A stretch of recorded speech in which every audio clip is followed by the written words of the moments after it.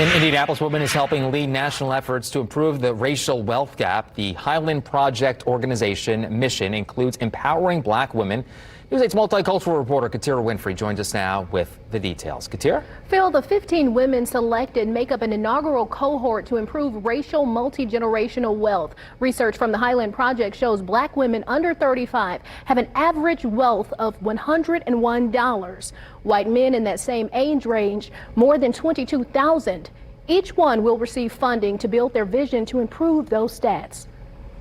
Black women are often at the forefront of change, and Katara McCarthy says black women will continue to take on that responsibility. She's one of 15 black women leaders around the country heading the Highland Project's inaugural cohort to improve wealth for black people. Throughout history, we've been at the forefront of movements of moving the needle for people in general. The Highland Project conducted a study polling more than 700 women about how systemic racism impacts wealth building. The poll showed wealth added up to more than dollars and cents, topping the list protecting voting rights, fighting racism and discrimination, improving K-12 education and post-secondary opportunities, ending racial profiling, and holding law and judicial systems accountable. As black and brown women, as women of color, it's very difficult to try to rise when you're facing those systems of oppression every single day. Those selected are receiving $100,000 to build their visions,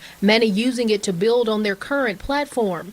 For McCarthy, it's her Exhale app. Seeing those deaths play out in our news feed brought a whole nother level of stress, anxiety, and trauma to black people. Launched after a summer of unrest following George Floyd, Ahmaud Arbery, and Breonna Taylor's death, designed to specifically meet the mental health needs of black, indigenous, and other women of color. Optimistic about what the Highland Project is doing in investing in black women.